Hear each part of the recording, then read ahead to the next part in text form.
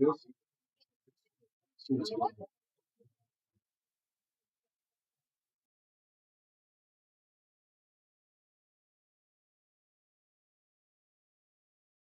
think I might apply.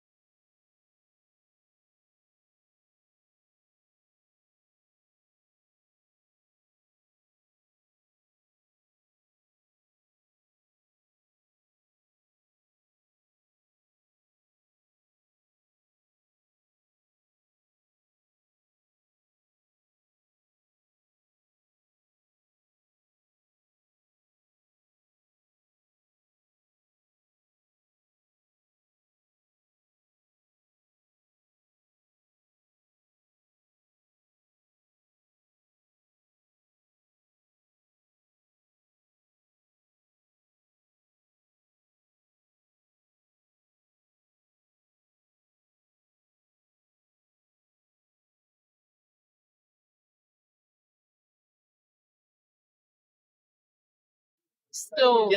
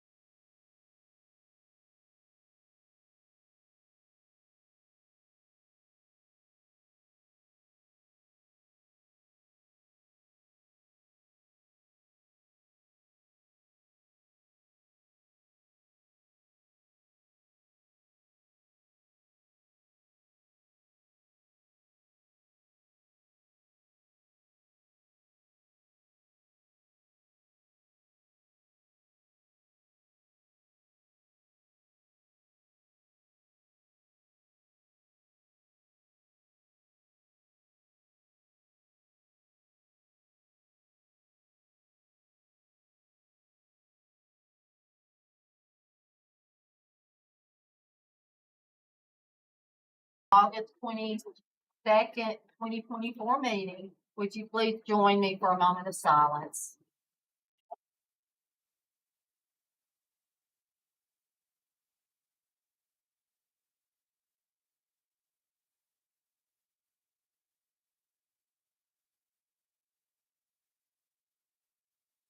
Thank you, Charlie. Please stand for the pledge. We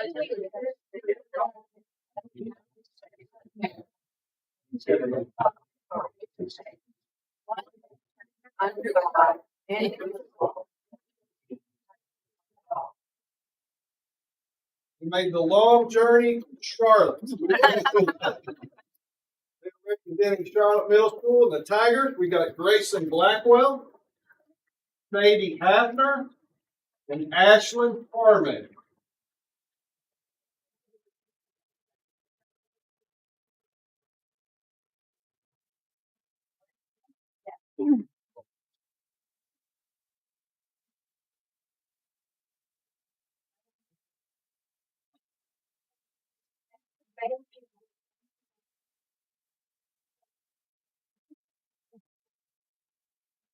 Next on the agenda, we have approval of the agenda. Madam Chair, if you will note, at the end of the agenda, I had some additional items come in prior to sending you the board packet and creating the agenda. It is on the back. All of the add-ons will be a part of the orange folder as we proceed through tonight's meeting. Let's see if I can see here. It's in the here. Madam Chair, under administration, I would like to add a resolution concerning Army teachers.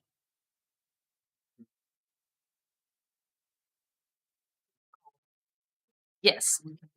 The added items from the orange folder will be under finance section, the quarterly financial report, maintenance section, the Creekwood CTE building, additional design fee approval tonight, which was presented at the planning session, and under administration, a policy on AI and overnight field trips.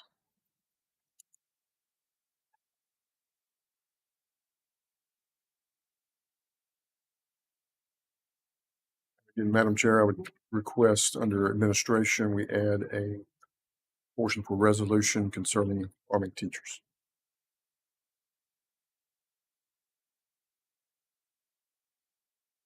Ms. Brogdon. Under administration, item J, executive session, I think would be better suited at like 7.5.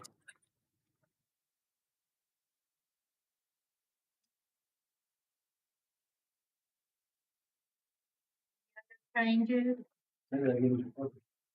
Under administration, item D, the executive session, I feel like it would be better suited at 7.5.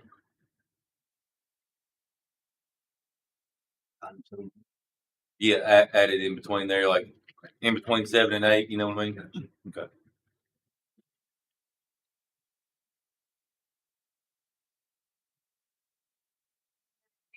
Changes.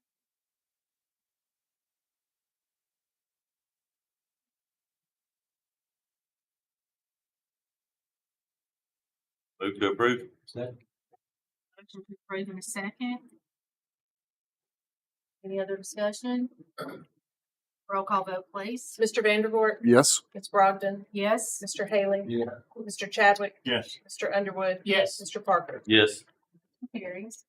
Next, we have approval of the minutes, previous meeting.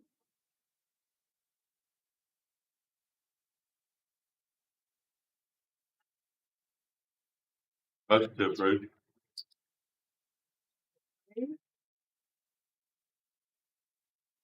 Second. Second, any other discussion?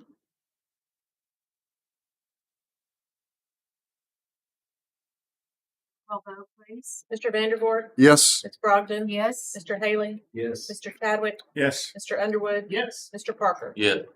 Motion carries. Next, we have public comment on actionable items. Thank you. Next is recognitions. Dr. Sutherland. Madam Chair, I would like to start out by welcoming our two new student board representatives. We have Miss Lily Baldwell from Creekwood High School and Miss Aubrey Reynolds from Dickson County High School. We welcome you and we look forward to our work together this year. So thank you for your commitment and thank you for signing up for this. And we look forward to what you will share with us this year. Would you like to, Miss Lily, start by sharing happenings at Creekwood? Good evening, everyone. I would like to start by introducing myself. I am Lily Baldwin, but anyone can call me LB. I've been chosen to be Creekwood's school board representative. Here are a couple of exciting and amazing things happening at Creekwood. Tomorrow night is the big Creekwood-Dickson rivalry football game, and with that being said, we are very excited for our pep rally tomorrow morning. Penny Wars begin this week. The winning class will get first pick at homecoming themes. Our themes this year are board games. The freshman class elected their class officers last week. They're very excited to hear. Our volleyball and women's soccer matches have begun. Both are looking forward to a great season. Our FFA students participated in the State Fair Livestock Judging. They placed 9th out of 89 teams. Individually, we had students place 10th and 15 out of 389 participants overall. Our poultry team placed 12th out of 43 teams. We are so proud of these students. Last night was the 3rd annual meet and greet STEAMX open house. STEAMX stands for Science, Technology, Engineering, Art, and Math, and X stands for that is offered for career and academic growth. Dr. Sutherland and several other district members were there. 2 new departments were introduced last night. Esports for the fall and spring season, and the Unified Sports Special Olympics. They had a great turnout with 50 to 65 students and parents. Chemistry at Creekwood is off to a great start. After wrapping up lab safety previews, they are getting into the lab to provide students with hands-on experiences that will help in both chemistry and industry. Our senior year started off wonderfully with our senior sunrise breakfast. We were so excited to have Dr. Sutherland and Dr. Winstead join us. This year, Creekwood has taken a different approach to ACT prep by establishing a house system within our junior and senior homeroom classes. The purpose is to better prepare our students for the ACT and encourage competition between the classes with a goal of increasing student scores. Starting Monday, work-based learning students will begin visiting their job sites. Students currently have placements at the Dickson District Attorney's Office, the Board of Education, General Sessions, Charlotte Elementary, TriStar Bank, and Synergy Construction, among others. We appreciate our local community partnerships with these businesses. I'm so excited to represent Creekwood this year as the student school board representative and can't wait to spend my 3rd or 4th Thursday night of each month with you guys. Here's to a great 2024-2025 school year.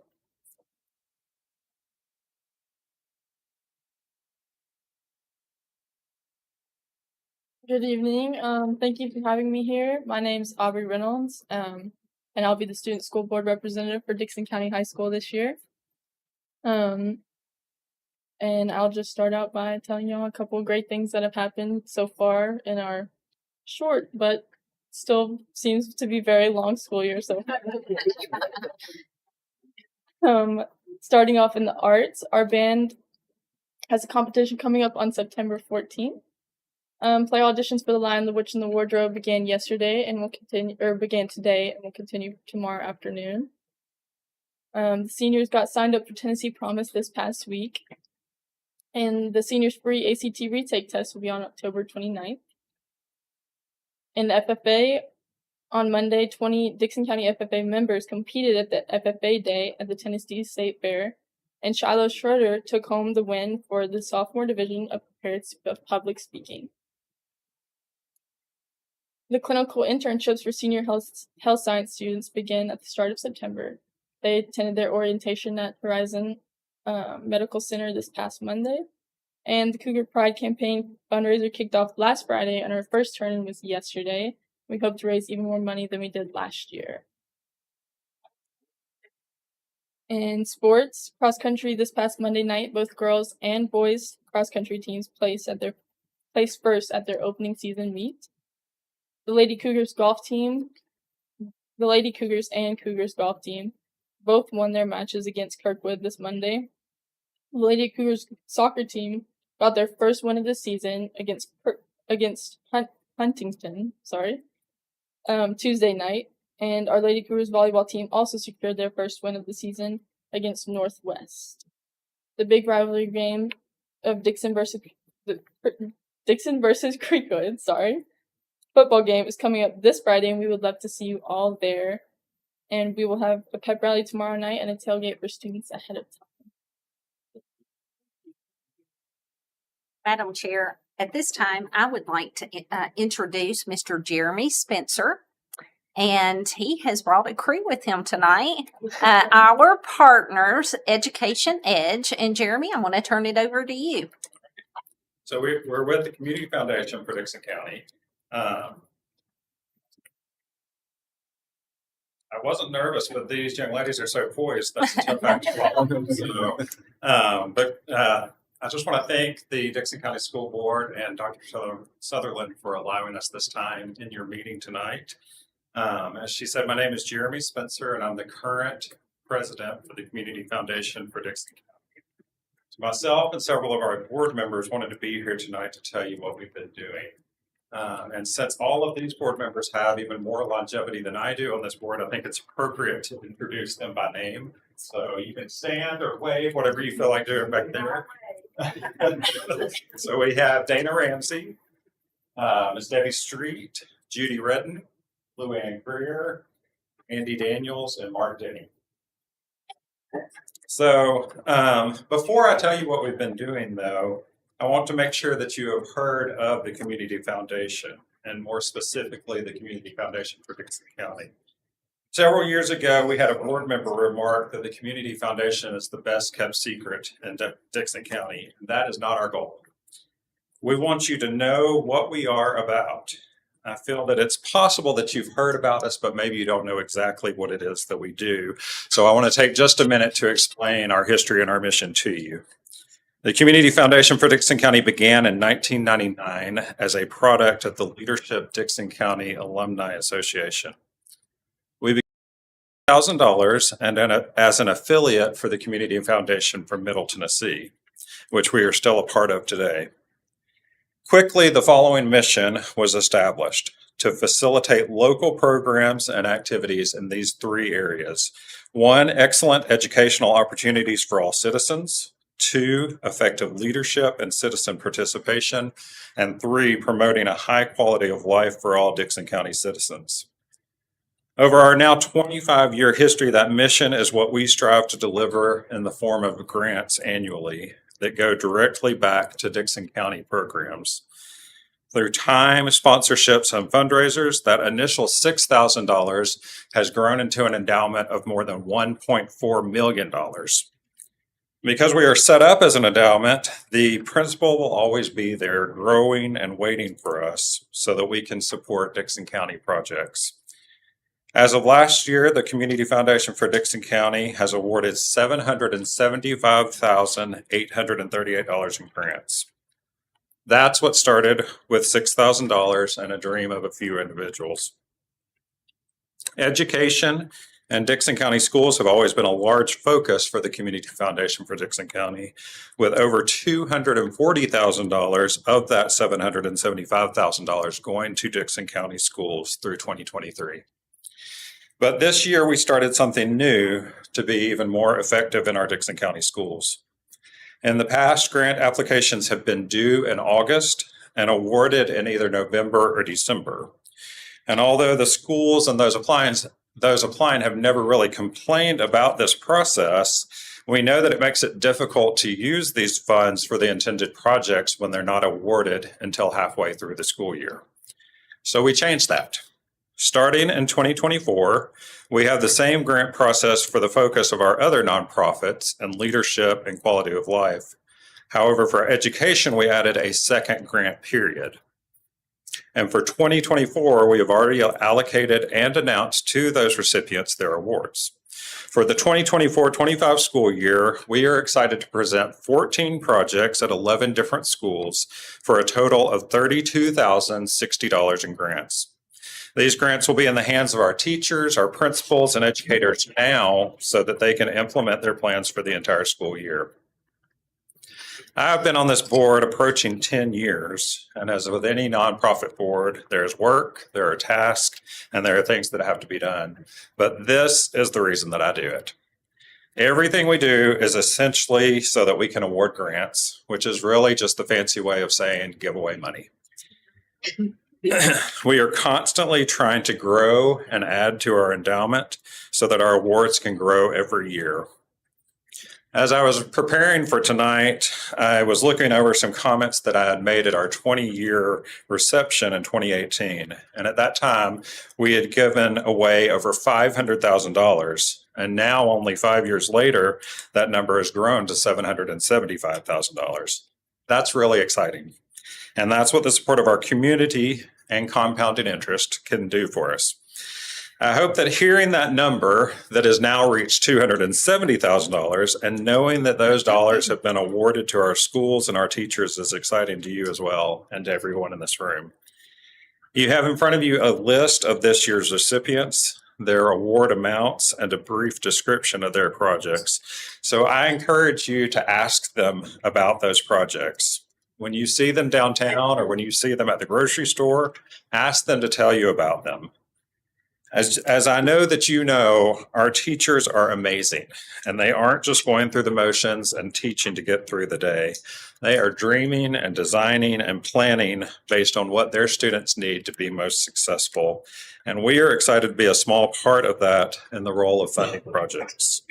They're excited, and they will want to talk to you about what they're doing. Also, please tell others about the Community Foundation. Talk about us. Tell others what we are doing in our schools. Add us to your local philanthropy and encourage others to do the same. And the more people know what we do and understand what we do and how it directly affects their community, the more support we will receive.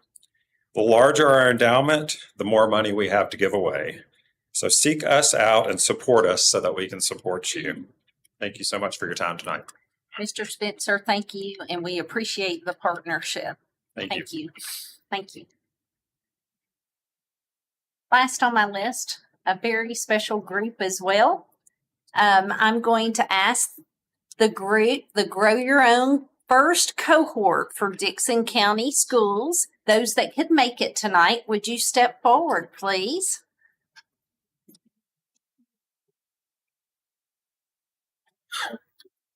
This is a special group. This is the group that when I came back and transitioned back from the State Department that I got to work with. And they are teachers this year. I have gone to 2 graduations, Nashville State and Austin P. And I am so proud of these young ladies with us tonight. The road was not easy. And I would say they have learned the definition of grit. And I am so proud of you. And Miss Ernestine, would you come up because you've been so instrumental in helping these young ladies get to their journey of being teachers. Would you take a picture with them? And ladies,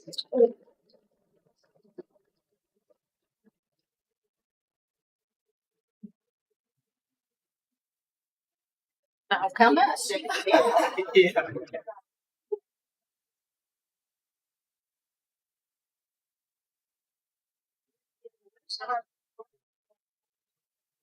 He is.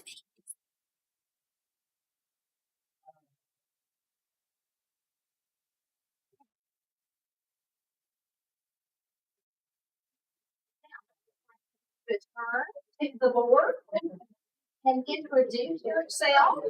We'll start here.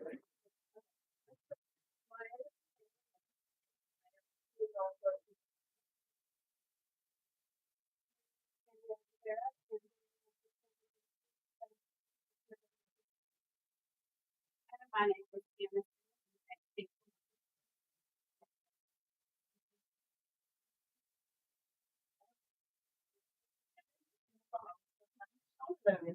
I'm a second grade teacher. I'm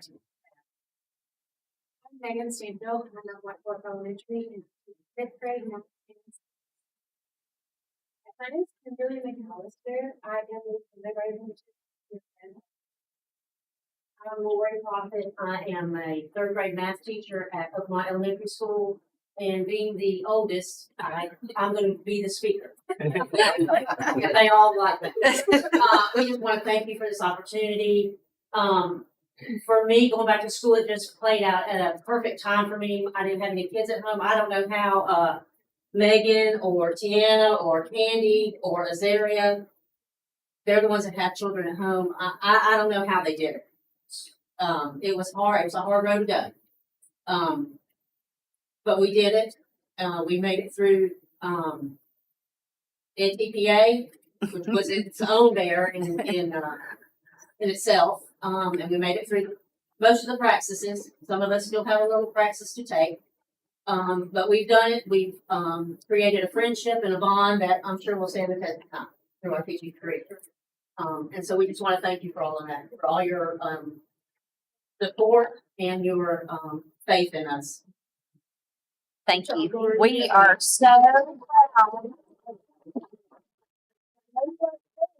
to sing great things. So thank you. And we can't go without saying thank you to Dr. Sutherland and Miss Ernestine. They were pushing us and supporting us every step of the way and listening to our fears and our frustrations and letting us cry on their shoulders and prompting us every step of the way. Well, we value you. So thank you. I have a battle thought. Okay. Great quote, Nelson Mandela. Everything seems impossible until it's done. That's what I always tell my kids. All seem impossible until it's done. That's right. Well, thank you, Jennifer, for sharing that. Yes, sir. You're thanking us, and I appreciate that, but we should be thanking you. Because we need you, our kids, watching with that program.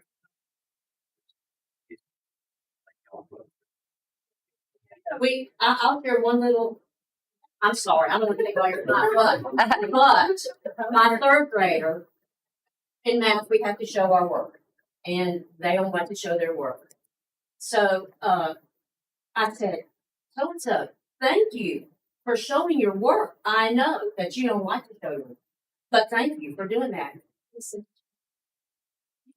beautiful eye. Thank you. That made my day right there. And I think it was just, I was honest with him. And I looked him in the eye. And that's what I intend to do with all of my students. I do want to share, and we can't forget that Miss Hillary Hall helped from the inception. I remember her meeting you and greeting you and signing the contract with you. And so, Miss Hillary Hall, we want to tell you thank you. Yes. Thank you, ladies. And you've got an early morning. Head that way. Bye-bye. Thank you. Yes. Thank you. Thank you.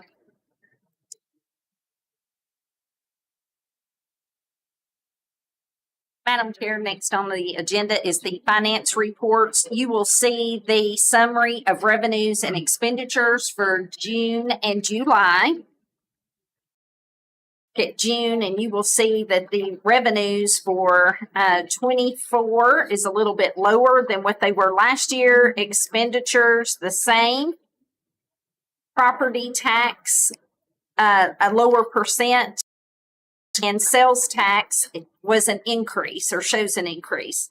Utilities, they're down 24, a little bit higher in 23. Diesel down, and gasoline a little bit higher, but I would accrue that to summer school for June on that increase there. Any questions on the revenues and expenditures for June?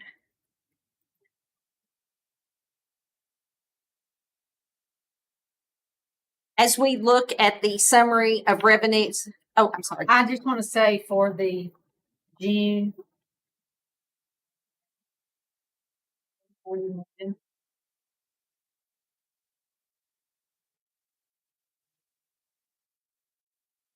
You can see the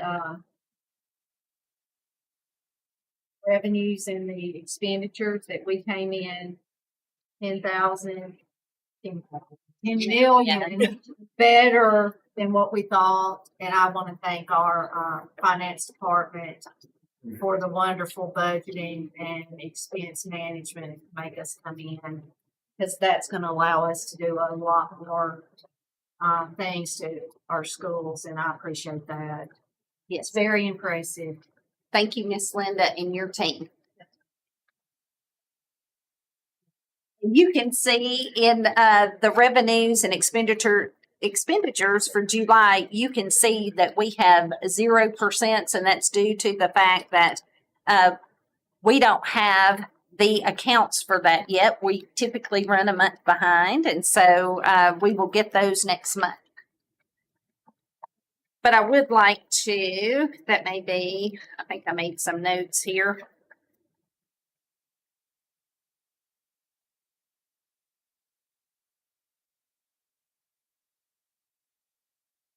It wasn't on the sheet. Are there any questions for July? If you We want to approve the monthly. Okay. Any questions on the June 30th summary?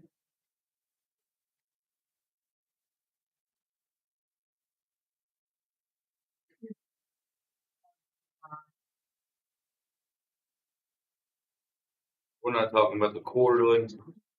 We're talking about the monthly right now. Motion to approve the month of June. I would second. Any other discussion? Have a roll call vote to approve the June financials. Mr. Vanderwerf, Yes. Ms. Brogdon, Yes. Mr. Haley, Yes. Mr. Chadwick, Yes. Mr. Underwood, Yes. Mr. Parker. Yes. Motion carries. Now the July 31st, 2024 summary.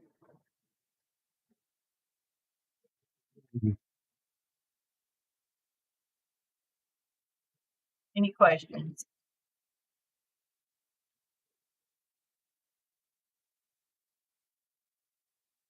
That's looking skinny, isn't it? Sales tax looking skinny, isn't it? Property. The sales tax that we might have received in July, we had to put as a receivable for June because that's when it's generated. So that's the reason there is never any sales tax showing in July, nor is there any of the TISA money showing in July. We only get that in payment, and so we miss May and July on the TISA as well. Property taxes, as you know, really do not start coming in until August. Motion to approve July.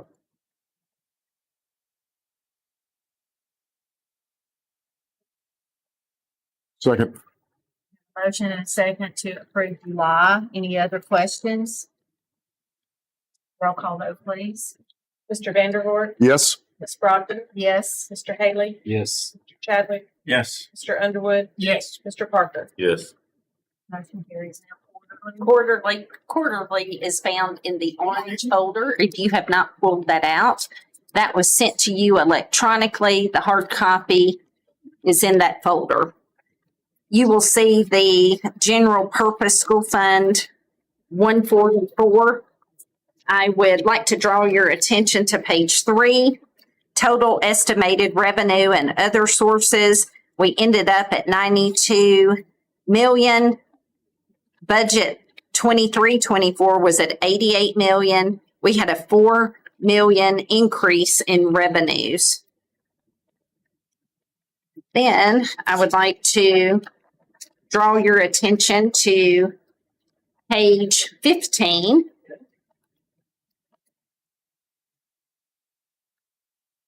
We had, and this goes back to what Ms. Brogdon was saying at the total estimated expenditures. We estimated 107 million. Only you will see that year to date, 97 million. And so that is what we would put back in the fund balance, that 10 million back there. You will see the 142 federal projects fund, that's in and out money.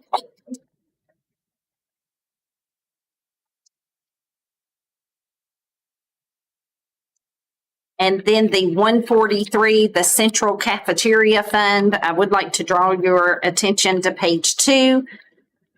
We had anticipated maybe being in the negative over a little over $1 million, and what the actuality was 625,000, a little over that, which is better than what we had anticipated. But we will continue to think about ways that we can get that cost down throughout this year.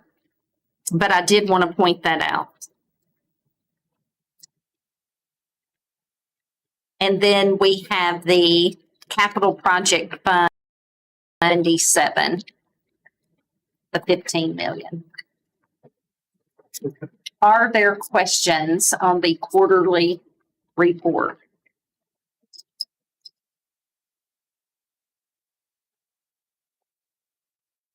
Question. Yes, sir. Talking to Ms. Frazier, that end of the year, real hand in hand with the auditors. Not a lot different. So that fund balance is expected to hold, right?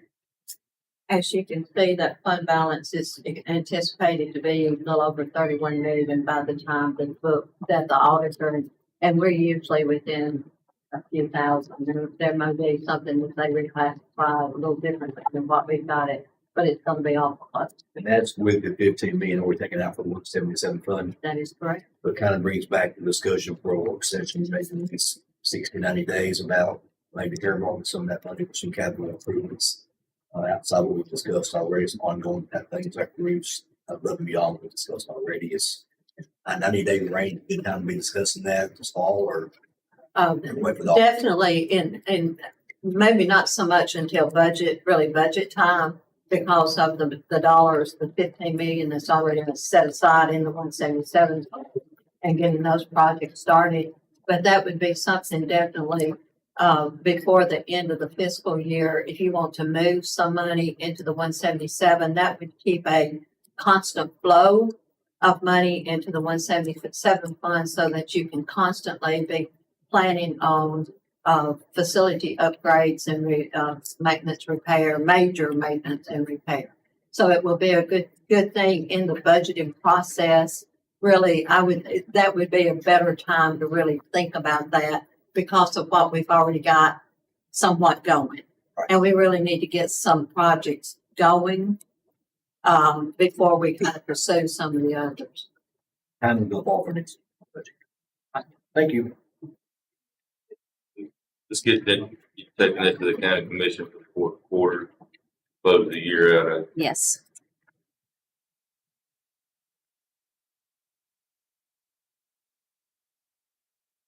Any other questions?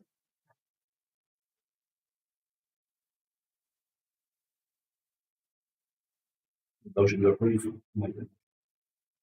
Second. We have a motion to approve in a second. Any other questions? Roll call vote, please. Mr. Vandervoort, Yes. Ms. Brogdon, Yes. Mr. Haley, Yes. Mr. Chadwick, Yes. Mr. Underwood, Yes. Mr. Parker. Yes. Motion carried. Next, we have maintenance. Madam Chair, under maintenance, we have an update with Mr. Jeff Corlew in regards to the sports complex. And Mr. Brad?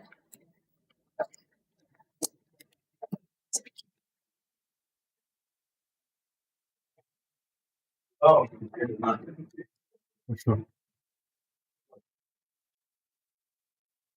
going to kind of tag team and give you this update. We are well into the master plan process right now of the Dickson County High School Sports Complex. I want to go over about 4 different hot topics, so to speak. The first one deals with the turf grass field, and I want Jeff to kind of report what we've learned recently. As you all know, we've been planning to use the source well for the athletic turf and track. Recent audits have come down from the Tennessee Comptroller's Office. It's not allowing that to happen anymore. It's been going on for years all over the state, and I guess that they're just catching it now. We're working with the school's attorney now to look and see if we could possibly buy the material from them. It's the installation that they're looking at. They're saying it's construction. So, and it's looking at that for us. One of the local counties, Maury County, did that. They bought their material and then they bid out the installation. So that's really that's not the news we wanted to hear because it'll slow down the process. So, and just backing up, giving a little history on that, when we presented the master plan proposal to you, sort of as a bonus, because this company has been doing this all over the state, we said there's a potential to jump ahead and get the turf grass done on the football field in order to do homecoming at the end of school. That was a bonus to the master plan. Well, that we were heading down that road, but then this ruling came out that put the brakes on that. So the master plan is not slowing down a second. We're still in fully in progress. So, this being the case, we'll probably move it back to the summer break and get as much of it done as we can before football season. So that's the bad news. The rest of it's interesting news. How about that? So Before you go, before you go any further on that, this is going to hurt some people's feelings, and that's okay a little bit. As much as we're spending on Dickson County High School, and as much as work that we're putting into it, and as much of an upgrade that this place is getting, we have a huge county that loves our children. They can go and graduate somewhere else if we're not done. I don't want to rush the project to try to fit in a couple months. They can go graduate at Creekwood, and Creekwood will get their favor repaid when we do Creekwood. If they got to play football games away and play homecoming game at Creekwood, then that's okay too. But I don't want to rush the project and push people to not do it correctly. Right. You know, and I know it's a big thing, and we can let the administration pick which one they want to lose, or if they both work out, that's great. But if it's going to be a rush, I don't want to think back and go back in 2 years and say, man, if we just wouldn't have rushed, we could have done that right. Instead, we skipped that step, and now we don't have room for this, or now it didn't work out, or we didn't get the right people or something. So that's my opinion on the getting it done. Oh, I want to get it done more than anybody, but I want to make sure it's done correctly. We got a big job at Dickson High School to do, and we want to make the facility really nice. Sure. And if something gets missed for 1 year for the greater good of the campus and the future, then I'm okay with that, because we have other facilities that we can let them play football games, and we can let them do graduations at other places. Well, with this current ruling, it's working out the way we originally planned. So I'll go into a couple of other updates. Right now, the design team is really focusing on the visitor side bleacher study and the home side bleacher study. And the visitor side is of more concern, but it's easier to investigate because it's up in the air. So there's a problem with it, and we've spent a lot of time. We've been in the field. We've broken a couple of blocks out of the way as much as we can, but we've got to get in some concealed bays in that structure. There are only 2 bays that you can actually go in the back. The rest of them are blocked off. And so in order to do the survey, what we've determined, and we've talked about this, is doing a little block cutout, getting our structural engineer inside with cameras and measurements and all this, and do his investigation of every single bay, and then come back with a report and cite deficiencies or remediation or whatever. So that's in process right now. Along with investigating the structural integrity of that structure, we've got to get it up to handicapped accessibility regulations. It doesn't mean anything. There's no ramps to it. We know this. No rails, ramps, stairs. It needs a lot. So we're in the process of looking at that one.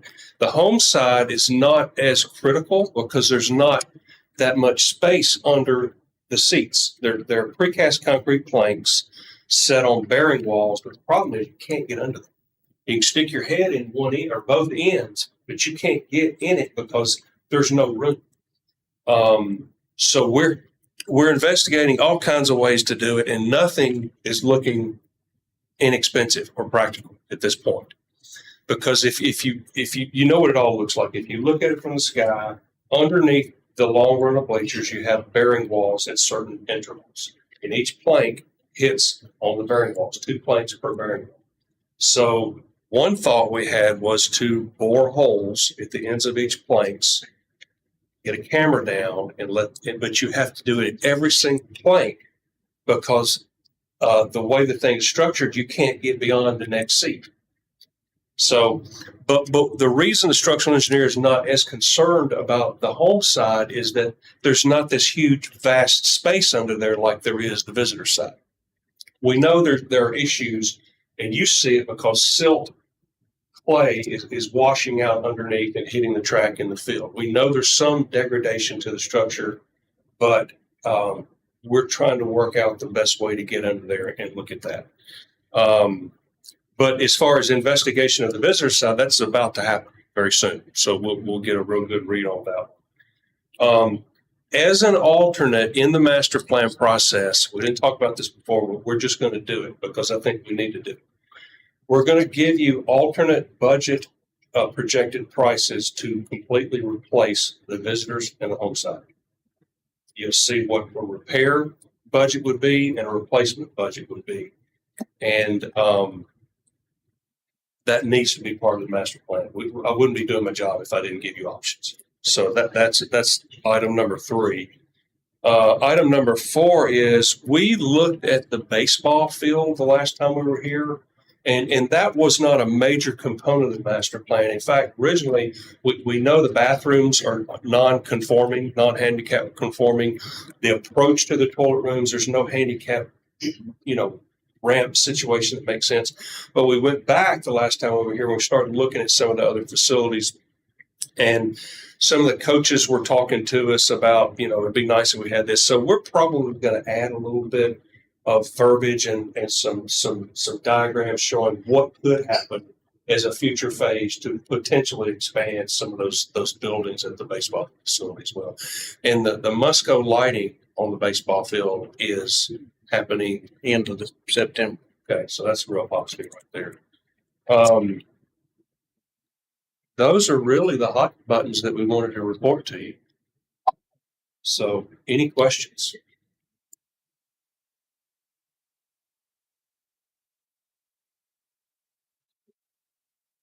I think our report survey's done. I don't know if I told you that last time. It was either done or almost done last time we met. It's complete. And the civil engineer is laying ball fields and tracks, CNT to lay competition stuff on top of the property now, and it fits. A lot of work has to be done, but it will work. Fit tennis court in there yet? Working on it. There was one event that wouldn't fit. Wasn't that the shot put? May have to put that in a different location. We'll show you. Because you can't put that close to the turf. They don't work together. There'll be a point coming up where we'll probably want to do a working session. I'll sit around the table, sketch pad and all that kind of stuff. So that's really all we had, unless you had further questions. Do you have an update, anything new for Creekwood? I know that we're going to approve this for the second read on the 2 detention ponds where there was an additional cost. You approve that design. The design fee. Of course, that's not our project. Right. I can give you Okay. I think they're about ready to bid. Okay. Have you I talked, think it is. have you talked to OLG? I have. Yeah, this week. OLG is the lead consultant on that. We're doing the building portion of it, but I think it's close. You have a date? Steve, I think it's right. Yeah. So I spoke with Tim Little when he sent that form. And it's in your orange folders. That was the That's add-on. the approval for that additional drainage work on the detention ponds he talked to you about the last work session. He contacted me the other day to see if he needed to be here. I talked to Sutherland. She didn't think he needed to drive 2 hours just for that yes or no. And I believe once he gets that approval pretty quick, he'll be in touch with Ms. Underhill make sure how she wants to proceed with that extra design fee. I think pretty quick he's going to be ready to go bid. He said he'd finish up his design on that while it's out. Thank you, Gerald.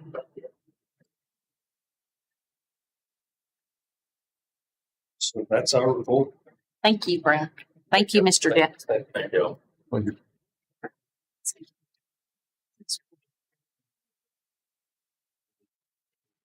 Action. We do, yes.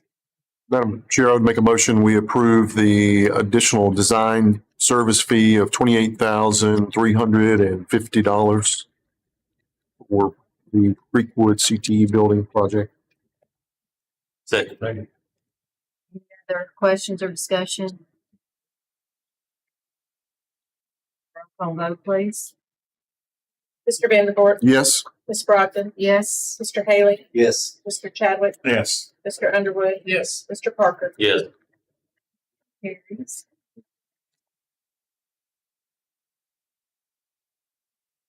Our next item is under human resource.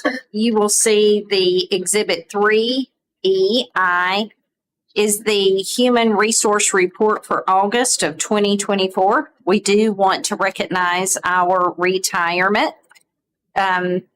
We typically have a list of folks retiring, but tonight I only have one name to call, Teresa Larkins, who was a third grade educational assistant at Dickson Elementary School, 6 years of service with us, and I want to thank Miss Teresa for her service to Dickson County Schools.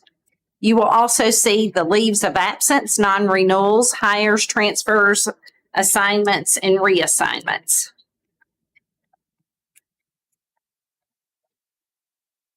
Easy month. Busy.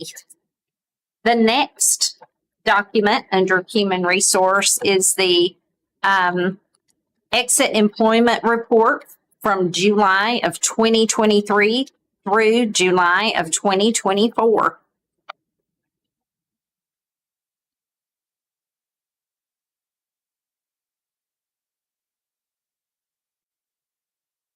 And then the third document listed was the July of 2024 monthly report.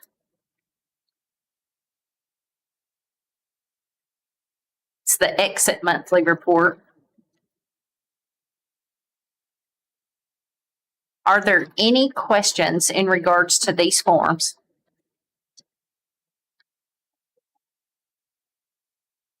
I like these forms. Hillary? I've got a question on the resignation count. Is that going to be cumulative or you just doing it per month? Is it cumulative or just per month? That total? That is the whole year, and then each one, You'll get a, and these will be a month.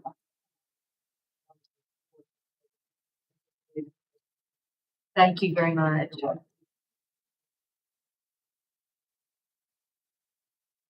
Our next items are under administration, and these are policies. And I tried to, Dr. Winstead and I tried to split these so that it would be easy tonight to look at and approve the ones that we needed approval on.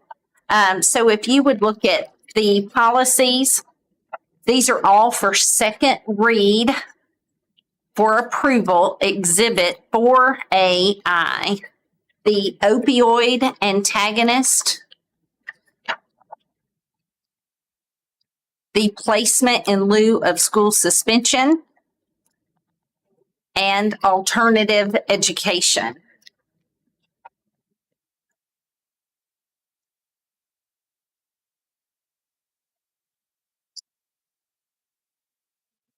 Approve these separately, Madam Chair. Yes, please. Make a motion to approve 6.4052. Second.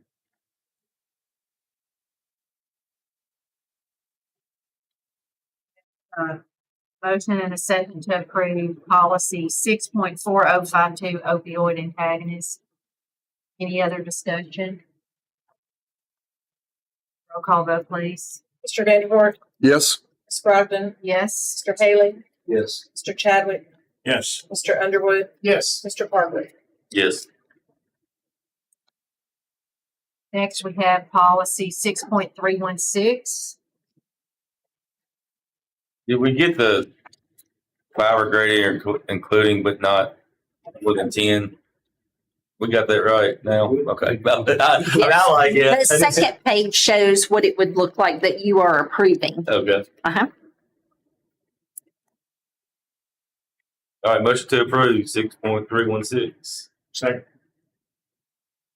Motion and a second to approve 6.316. Any other discussion? Roll call vote, please. Mr. Vanderboard, Yes. Ms. Brogdon, Yes. Mr. Haley, Yes. Mr. Chadwick, Yes. Mr. Underwood, Yes. Mr. Parker. Yes. Motion carries. Next, we have 6.318 alternative education.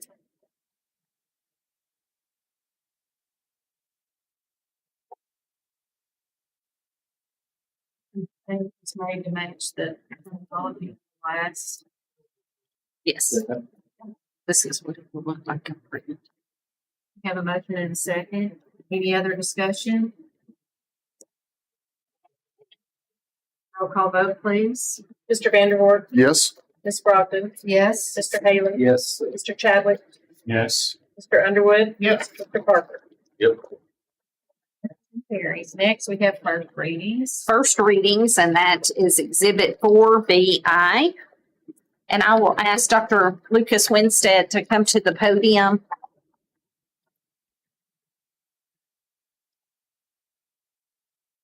So the first policy you're looking at is 3.202, the Emergency Preparedness Plan. You can see the changes highlighted in yellow that we're proposing. This addition or It is an addition, and it's as a result of a law that went into effect on July 1st.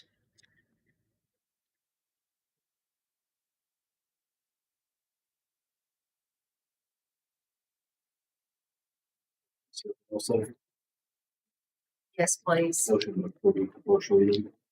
3.202. First and a second to approve first reading, 3.202 Emergency Preparedness Plan. Any other question? Roll call vote, please. Mr. Vanderhorst, Yes. Ms. Brogdon, Yes. Mr. Haley, Yes. Mr. Chadwick.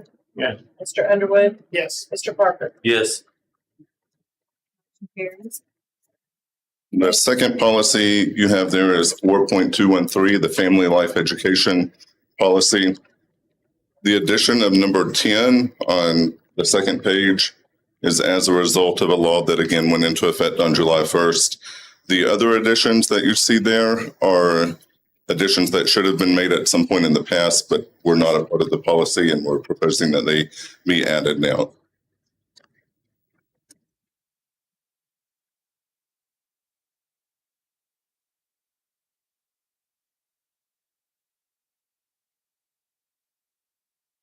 So number 10 is because of new law. Yes, ma'am. line 7 through 10, we're just adding ourselves. We're adding, and that is, if you see the end note there in report, it is as a result of a law.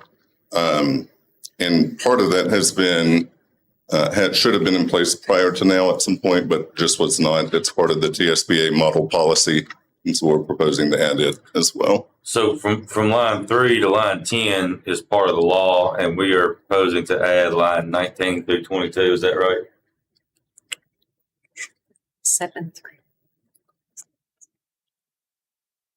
I'm sorry, 19 through 22 is also as a result of a law that went into effect. Okay. We've always had a child abuse coordinator. The change is that we now have to give DCS the name of that person and the name of the backup coordinator. Thank you. Motion to approve 4.2.3 on the first reading.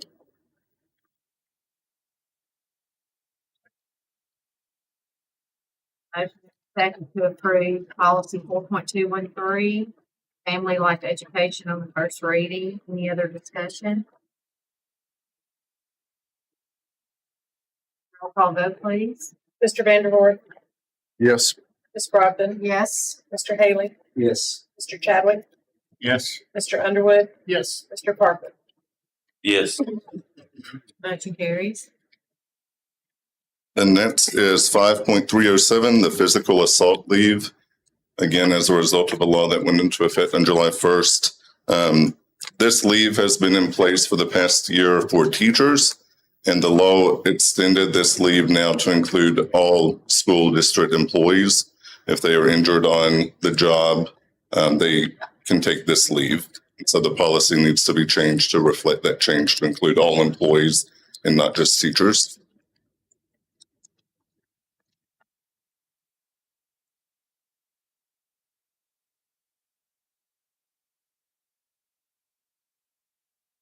Questions?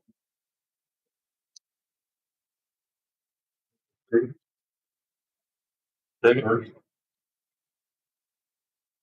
Motion to approve in a second for policy 5.307, physical assault leave on the first reading. Any other discussion? Roll call vote, please. Mr. Vanderhorst, Yes. Ms. Brogdon, Yes. Mr. Haley, Yes. Mr. Chadwick, Yes. Mr. Underwood, Yes. Mr. Parker. Yes. Next is 4.214, the use of artificial intelligence programs. Make sure you get the updated policy of your orange folder and replace the one that was in your board packet. The only change that has been made between what was in your board packet and what's in the orange folder is the addition of the word generative AI programs. And Mr. Lewis brought that to our attention after the planning meeting and after the board packet had been submitted. That's a very small word, but a very important word in the technology world.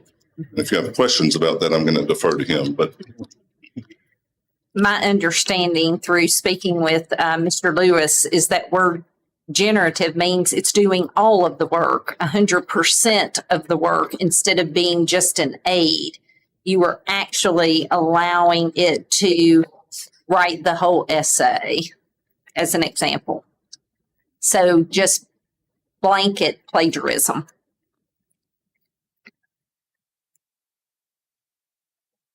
Motion to approve 4.214 on the first reading.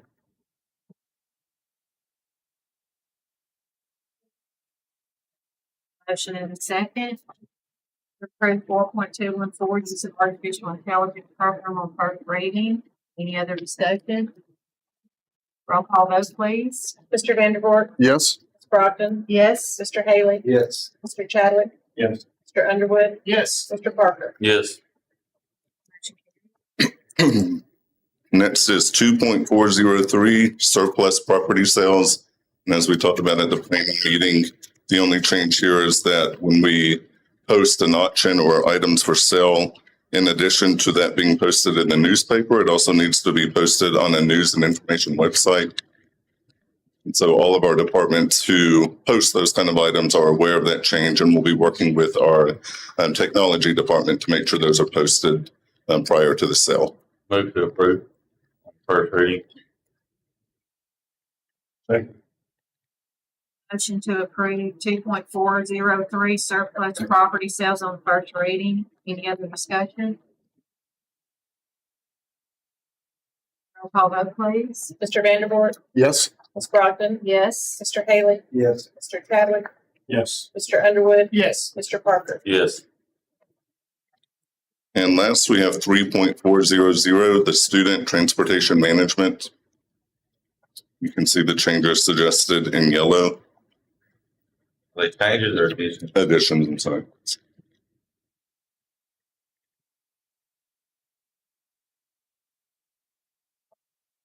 These things are already in place according to Ms. Gordon. They just needed to be added to the policy. Motion to approve 3.400 on the first reading.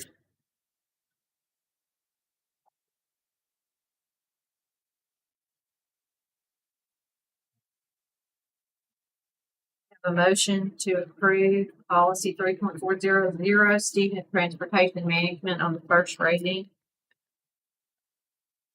Any other comments? Good point. On the approval, the parentheticals in Yes. page 2 of 3, on line 6 and 7, and on line 29 and 30, those parentheticals are not a policy. They will before the second read and approval. So, Roll call vote, please. Mr. Vanderboard, Yes. Ms. Brogdon, Yes. Mr. Haley, Yes. Mr. Chadwick, Yes. Mr. Underwood, Yes. Mr. Parker. Yes.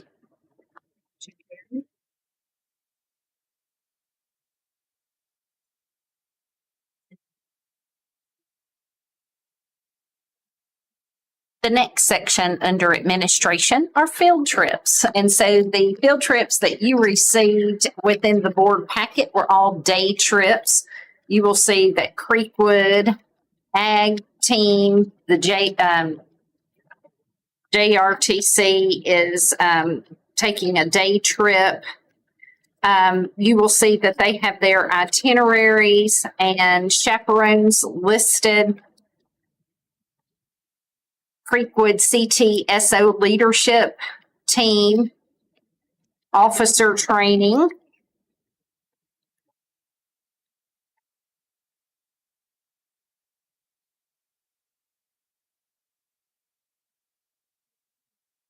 The first two are day trips. The third, Creekwood, would need to be approved. It is September the 16th through the 18th.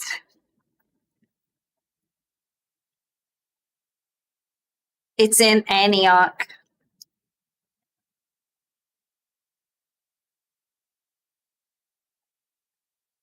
Staying overnight. I don't think so. No.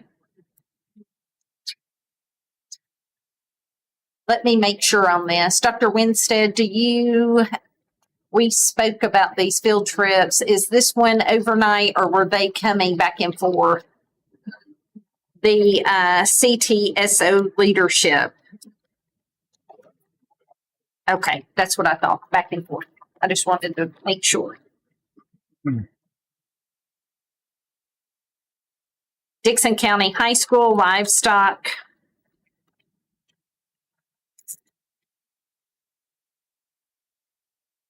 That one also is using the school van.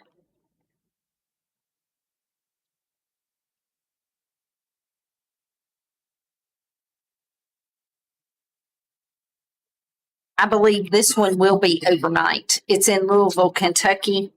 And so this one will need to have approval. And the next one, Dickson County High School State Hog Show at Tennessee Tech, will need to have approval.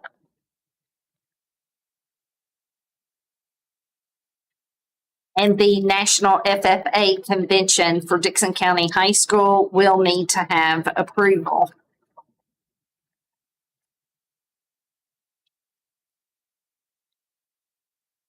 And the last one here in this section for Dickson County High School, the cross-country competition will be in Bowling Green, Kentucky, and will need approval.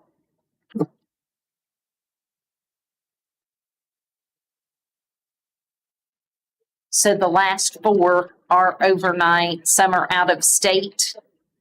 Some are in state but need approval. Recommendation to approve these. Yes, I am recommending. Oh, we got the tank. Cheerleading.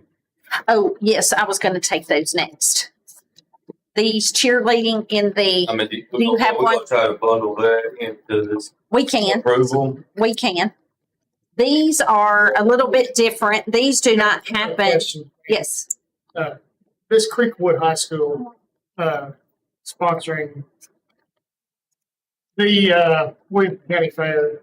Is that the correct day? I mean, that's already happened, correct? It's happening this week. It's the 15th through the 20th. That is the 20th. Oh, let me see.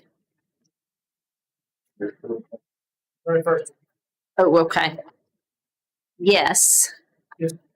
That is the only one I've seen of all that you've given me. I'd like to make a motion to acknowledge that one. Yes. Thank you. Second.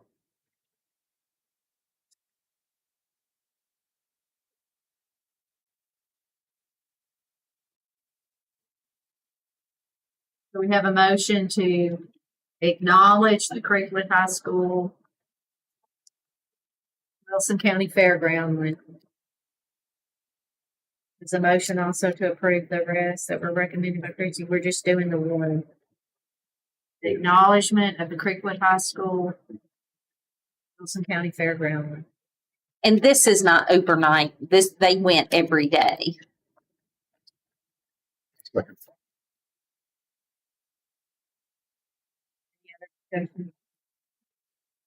Roll call vote, please. Mr. Vanderfort, Yes. Ms. Brogdon, Yes. Mr. Haley, Yes. Mr. Chadwick, Yes. Mr. Underwood, Yes. Mr. Parker. Yes.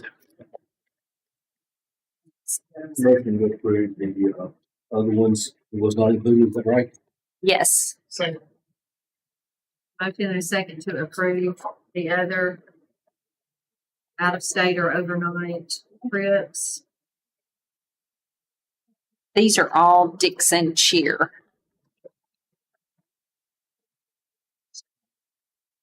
Any other questions or discussion? Call vote, please. Mr. Vanderpool, Yes? Ms. Brogdon, Yes. Mr. Haley, Yes. Mr. Chadwick, Yes. Mr. Underwood, Yes. Mr. Parker. Yes.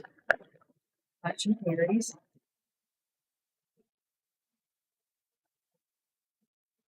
Next, we have Mr. Vandervoort resolution. Madam Chair, I had brought up in the work session, which the legislature had passed, went into effect July 1 of 2024. Yeah, 2024, the ability for the director of schools in conjunction with the chief law enforcement officer and the principal to allow faculty, staff to carry firearms.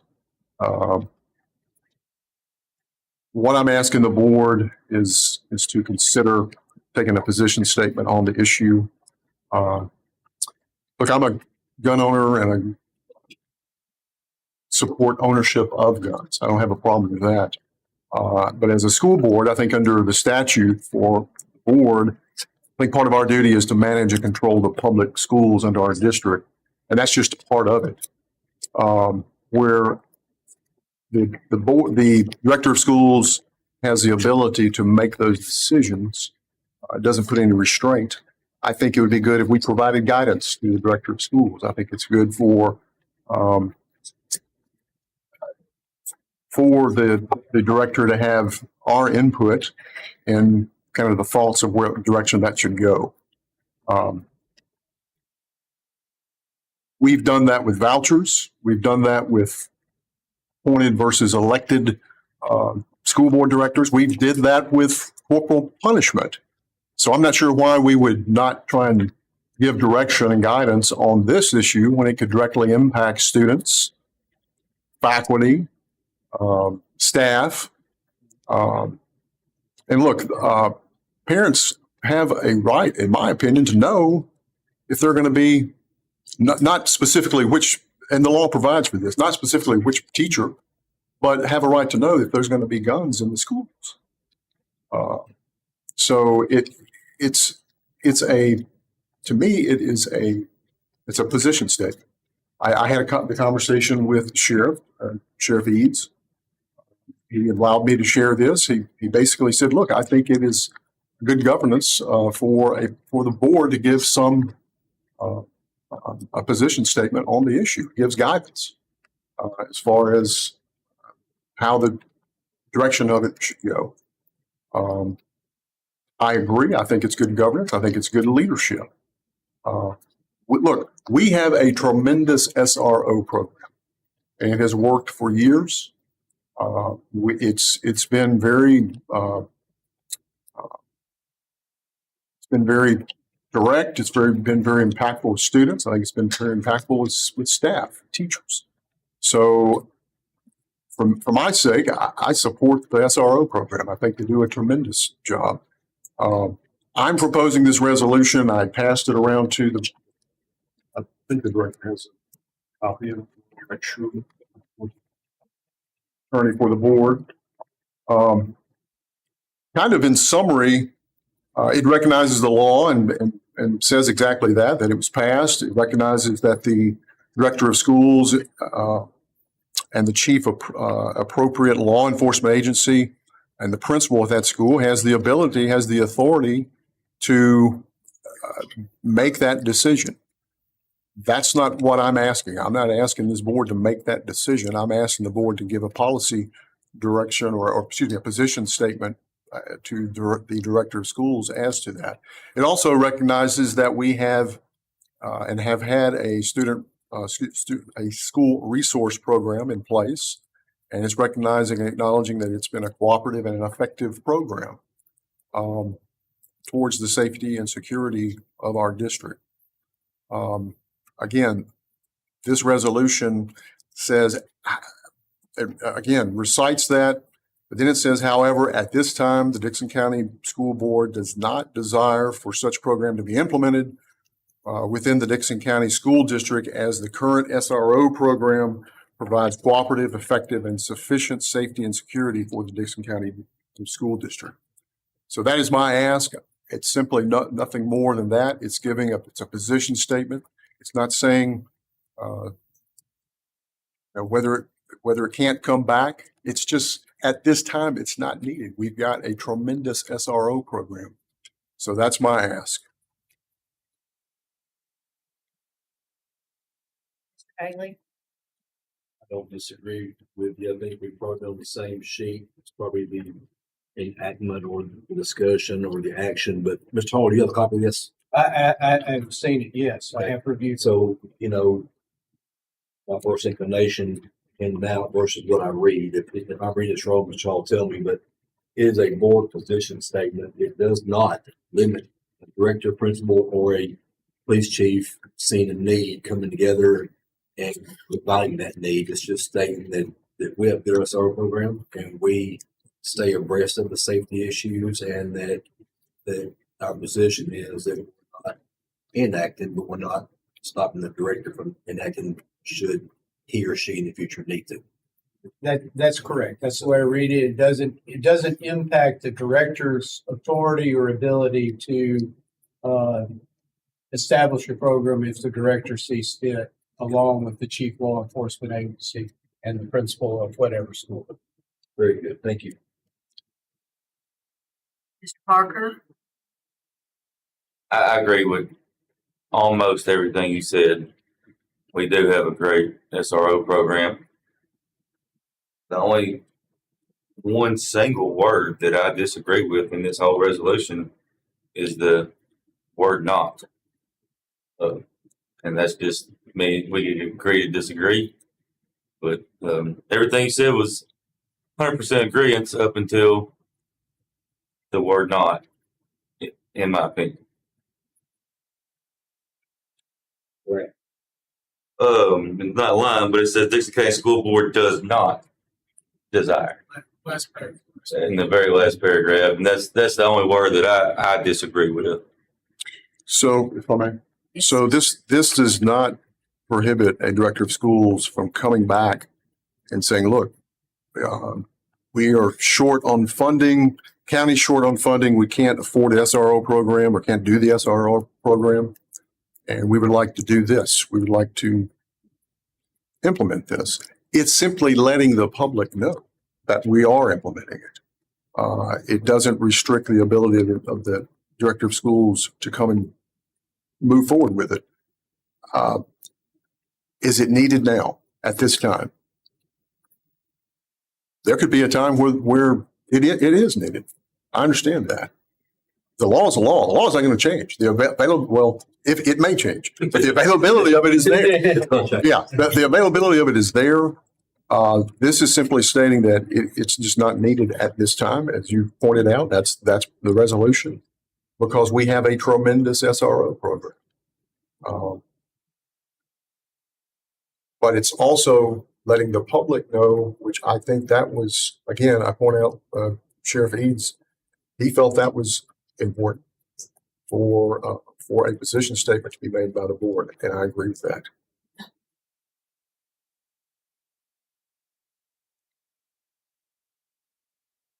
Any other comments or questions?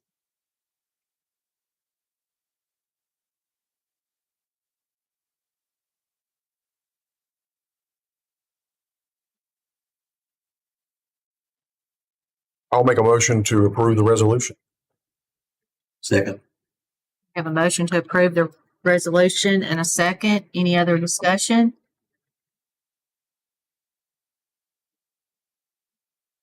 Roll call vote, please. Mr. Vandervoort, Yes. Ms. Brogdon, Yes. Mr. Haley, Yes. Mr. Chadwick, Yes. Mr. Underwood, Yes. Mr. Parker. No. Motion carries.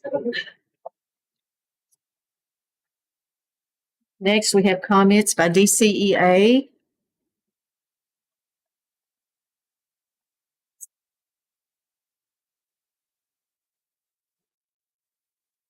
Good evening. My name is Laura Dieter, and I am the secretary for DCEA.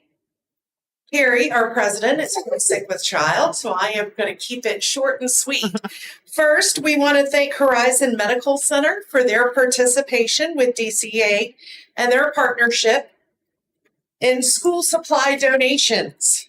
We were able to unload an entire SUV of school supplies this afternoon, and we'll make sure they are evenly distributed.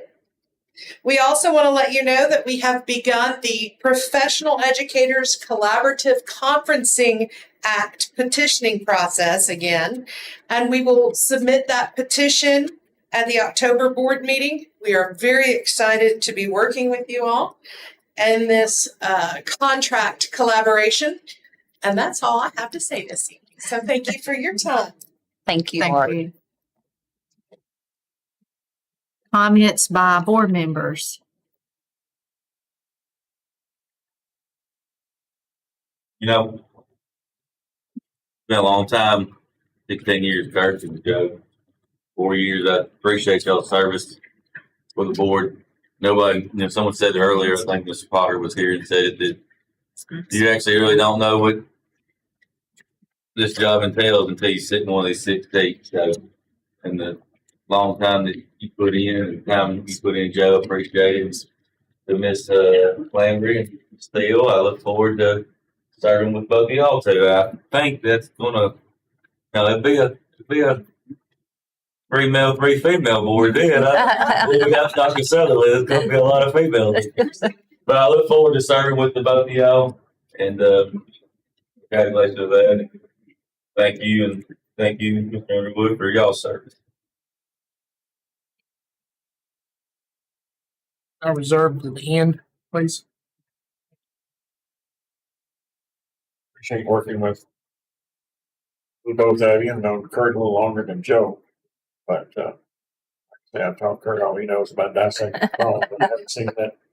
And then about the ability to work with Joe that way, but it has been kind of interesting to be on a board with 3 former students, but appreciate your service over the years. Been quite a number of years. The speech, but I didn't bring it. But there's never right words to thank people for their dedication to the community, whether it be 4 years, whether it be 16 years, whether it be a director that puts in 10 years, 2 years. It's a daily grind, and we love it or we wouldn't do it. From the outside looking in, it would look like we probably don't even get along half the time, but I'll assure you that people here were my friends before, they're my friends after. What we discuss here is school business. We agree to disagree. We don't agree to agree. Whatever we do, I think both these guys as friends, and I look forward to being in contact with them on that level in the future and their input. But the work you've given is well recognized, and we appreciate it. Look forward to new days coming on. It's really not as bad as they say. It really becomes addictive, and you'll love it. It's really fun. So, but thank you guys for your service.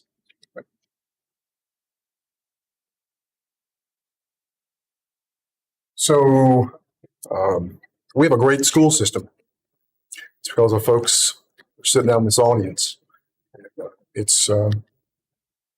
has been challenging at times. It's been fun at times. It's been frustrating at times. But like Mr. Haley has said, it's all for the right reason.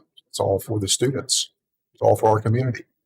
So I've enjoyed my time here, but it's time to go a different direction.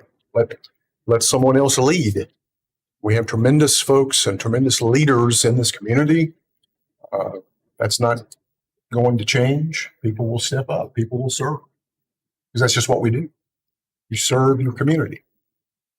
I think as a teacher, they are professionals, but we know that you do a lot more than teach. And I've learned that over the course of the last 16 years, but over the course of the last, I guess my wife's been teaching now for close to 10. So you do a lot more. And it does go unrecognized and unappreciated at times. But you are professionals and you deserve to be treated that way. So thank you for what you do. Thank you for the folks that voted me in and allowed me to serve. Because it has been an honor. And I appreciate all of you. Thank you. I just want to say that you both have, I mean, it's been a hard last 4 years for sure through COVID and director search and everything. And it's not all been fun or easy. And I appreciate your dedication to making sure we made the best decisions for the students. And especially you spending 16 years, long time.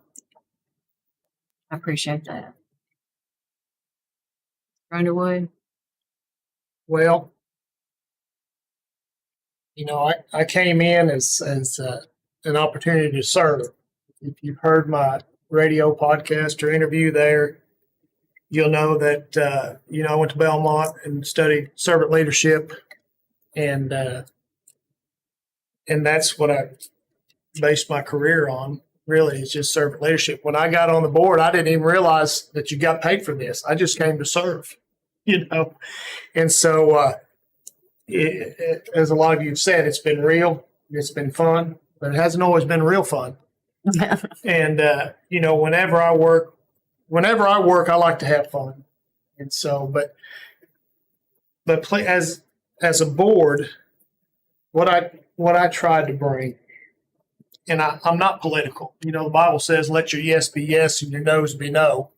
That's kind of the way I am, But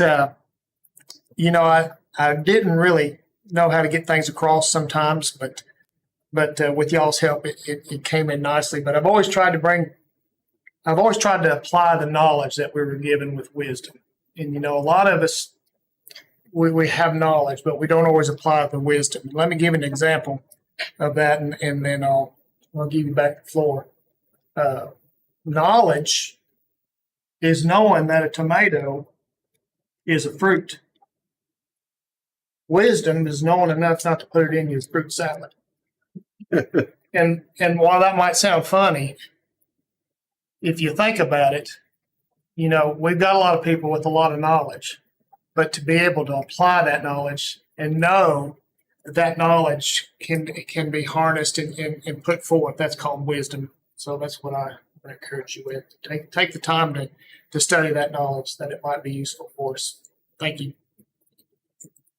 Now I'm going to jump backwards because I skipped over director report. I guess I didn't want to hear from Dr. Sutherland. Well, again, thank you both for serving, and I just appreciate both of your leadership. Thank you. I'm proud to announce that we are a recipient of the United Way grant again. We received $215,000 that will go to help support 222 at-risk students to help close their gaps in grades K through 3 with a 1-to-3 ratio. That will allow 37 teachers to tutor in after school. What's really good about this grant too is not only getting a small group of students, we can show you the data, and Dr. Thiel in the past has done a beautiful job of desegregating that data and showing the results of the work for the year. But 37 teachers will get $75 an hour for the tutoring. We have 8 bus drivers, actually 7 with the lead. I have Melissa Garten, a lead, because she has to stay late to help get all of the students home. We do provide transportation. The cost to the district is the fuel because the grant pays for the bus drivers and leads, teachers, and coordinators over this work. So very proud to have that again. As you know, great partner is the Dickson the Drug-Free Dickson Coalition. I love working with Mark Cook. He is here in the back. And Mark, feel free to say anything that you would like, but we appreciate your partnership. I did ask Mark's team to create a pamphlet of all the wonderful things that they have done for our school district, from assemblies to programs to creating banners for students to make commitments around not doing or having a drug-free and vape-free community, but family engagement programs.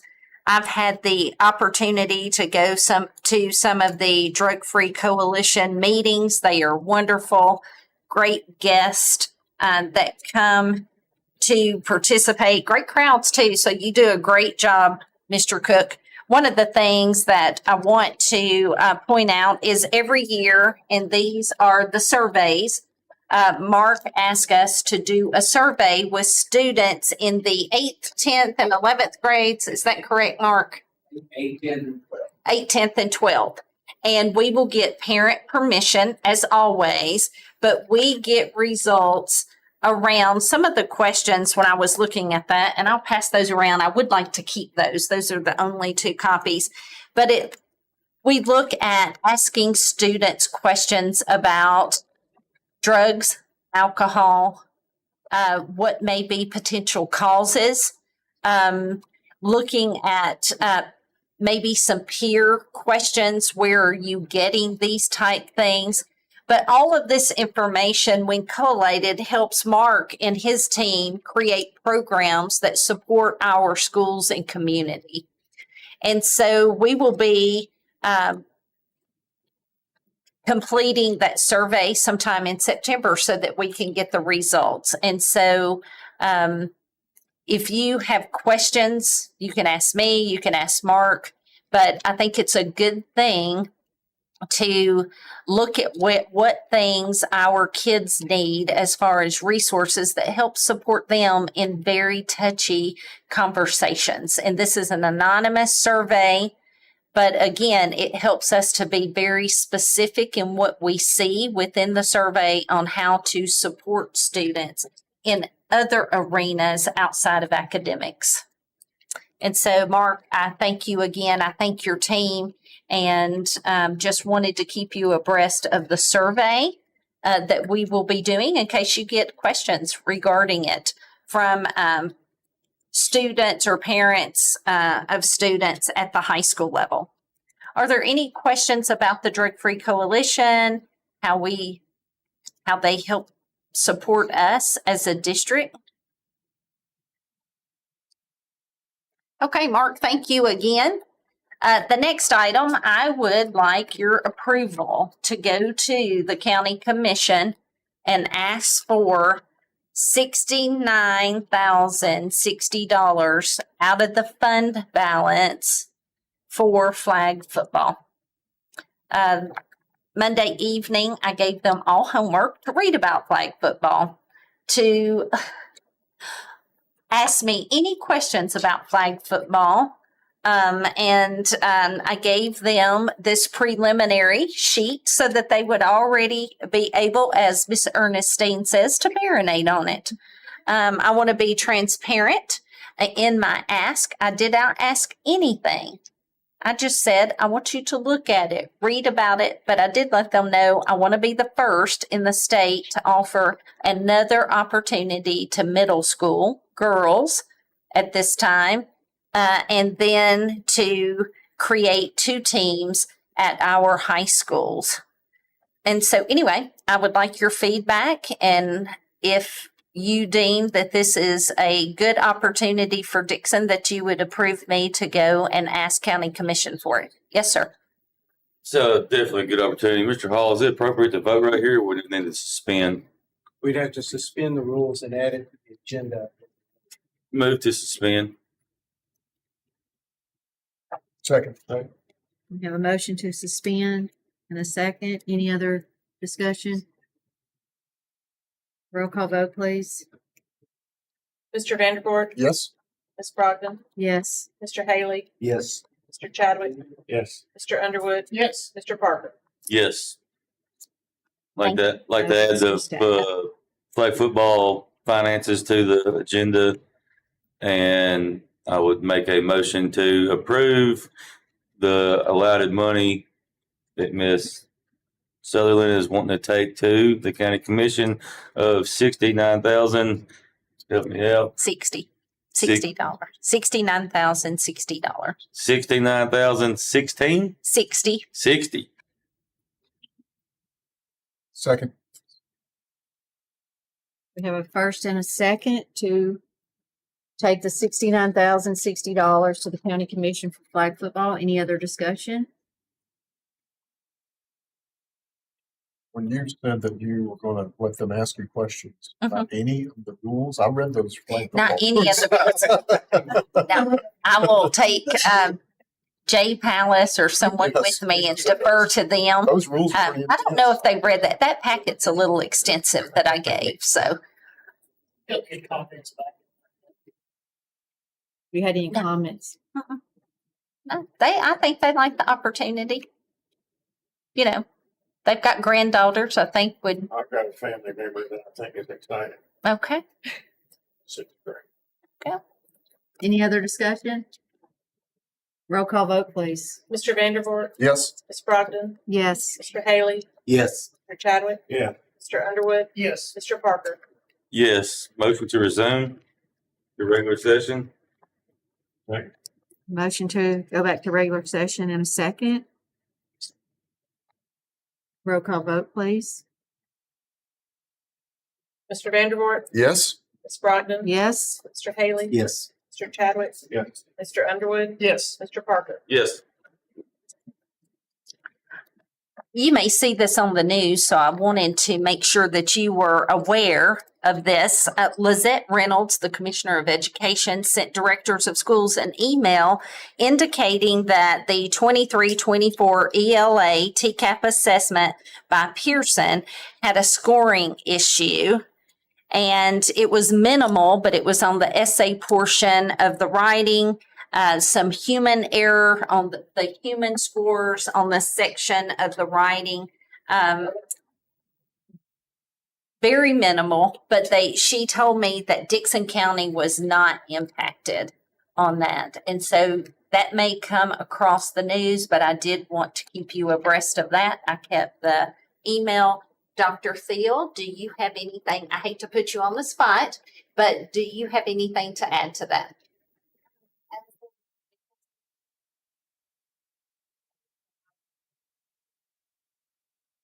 Thank you.